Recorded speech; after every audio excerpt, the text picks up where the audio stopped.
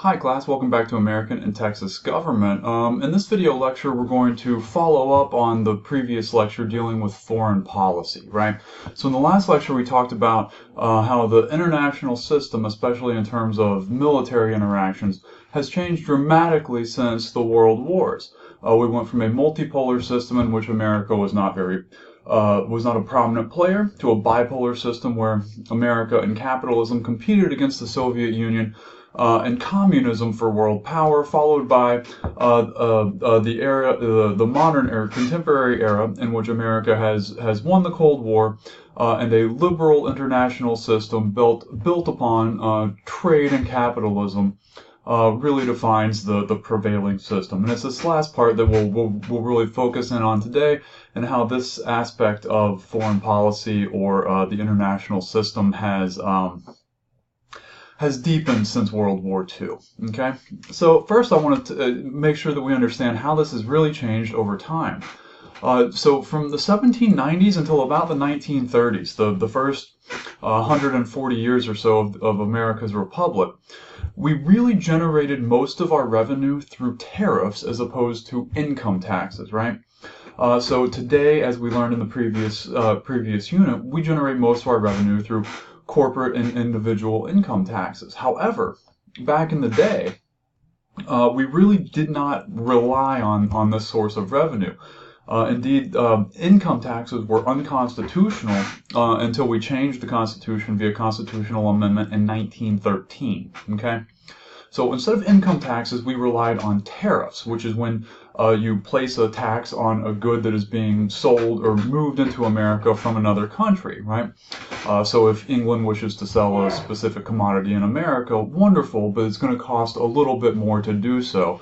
And that cost is a tariff, and it's how we generated revenue before the current era of of relying more on taxes as opposed to tariffs. But it's interesting to think about the ways in which things were different. Thomas Jefferson was able to sort of brag during his second inaugural address that the average American citizen was not visited by the tax man. You paid no direct taxes. Tariffs were the way we did it instead.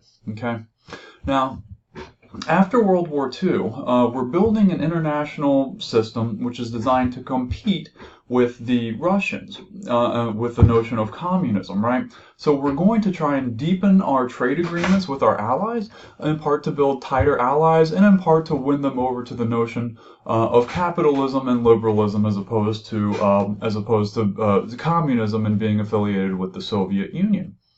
So after World War II, you see this process beginning, and it deepens from World War II to the present. The General Agreement on Tariffs and Trade was an agreement that was reached in 1946 in Bretton Woods, New Hampshire, and we called this the Bretton Woods system. And effectively, we began replacing tariffs with the notion of reducing tariffs and trading more, right? So the idea here is, instead of charging England when they sell something in America, right, we're going to discourage that. We'll allow them we're going to encourage them to trade more with America, and we'll generate revenue differently, right, through the increased job production that's created, and the increased income that can be generated through income taxes, right? So it's a fundamentally different approach to generating revenue and to trading, right? So GATT is going to be in place from 1946 until it is replaced by the World Trade Organization in 1992. And I want you to notice here that these trade agreements in the early 90s are coming right at the beginning of this third era that we discussed previously. So the West has now won the Cold War. The notion of capitalism and free markets has prevailed over communism, and the World Trade Organization is going to be designed to extend the notions put forward in GATT with reduced tariffs. So at the beginning of GATT, in the 1940s, it brought tariff rates down to about 15%. In the 1800s, they'd be as high as 40% or so, and some tariffs reached 60% in the early 1900s. It brings these down in the 1950s and 60s from about 15% to about 5%. World Trade Organization has essentially most tariffs are under 5%, And the North American Free Trade Agreement is an agreement between Canada, the United States, and Mexico, in which we have absolutely free trade between these three partners. So the purpose of these agreements, when you think about it in light of how the international system has changed over the past 150 years or so, is to deepen trade and deepen our relationship with other nations. And the train of thought here is effectively war is much less likely with another nation with whom we are deeply connected and share markets. Okay.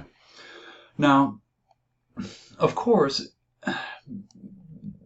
we're hitting a point here, as I write in 2018, where this notion of deepening the globalization process and deepening the international system is, honestly, the future is a little uncertain as I speak.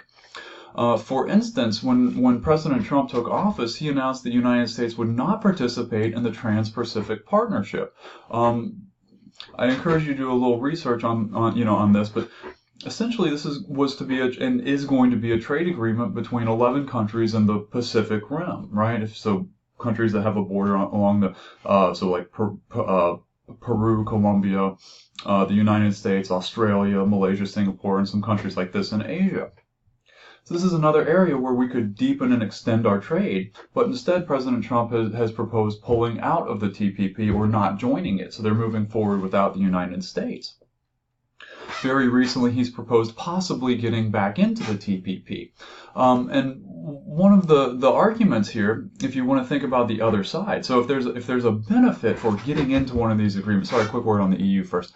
You see a similar thing happening in the European Union, which is a much deeper union, but one of its aspects is it has some similar trade agreements to say NAFTA within Europe.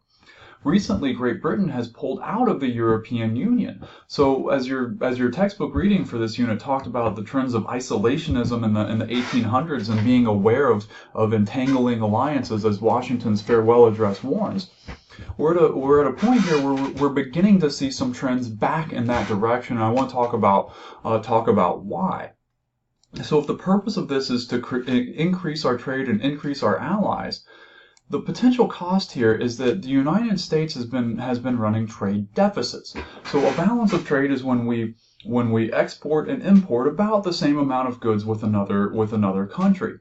If we import more than we export, we run a trade deficit.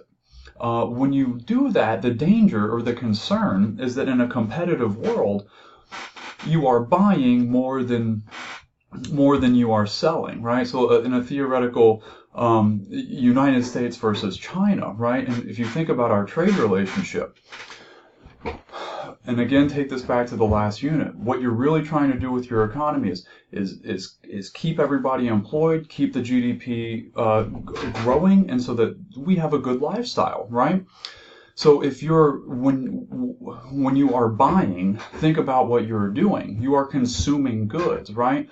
So when you run a trade deficit, you're doing a lot of consuming. You're doing a lot of spending.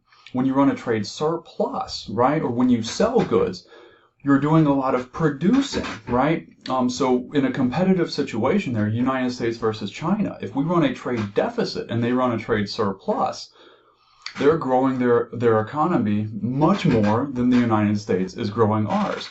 So although this may be true, you develop a tighter relationship, the potential cost is that there's also a competitive relationship going on there as well. And if you're running the trade deficit, and America does tend to run trade deficits, because part of our incentive is to get some of these other nations to participate meaningfully in our international system, right? But the cost there is that you are, in a sense, if we're the hegemon and they're down here, we're evening the playing field just a little bit, right? So one of the ideas here is that instead of engaging in these big multilateral trade agreements, President Trump is perhaps trying to finagle a situation where he can produce better trade agreements where we don't end up running trade deficits with these nations. But as I say, as I speak, the future of a lot of this is uncertain, but it is appropriate at this point in time to talk about the ways in which globalization might be receding and the notion of isolationism is returning. Okay.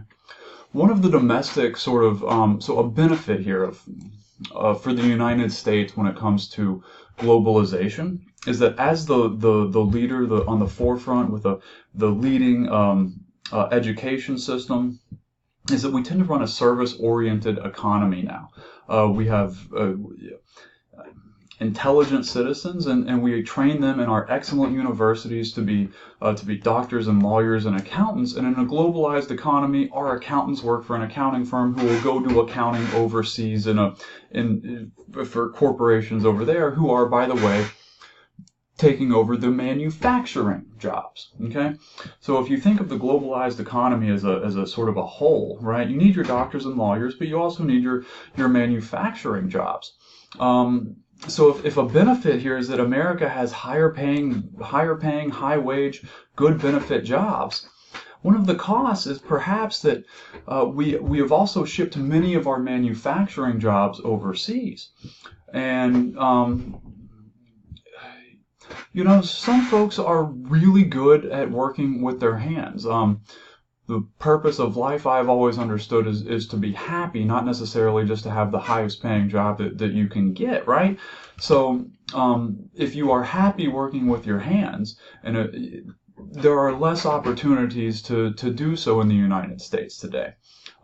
This is perhaps a meaningful cost associated with shipping jobs overseas. Okay. So at any rate, this concludes my lecture on sort of the changes that have occurred with globalization and trade.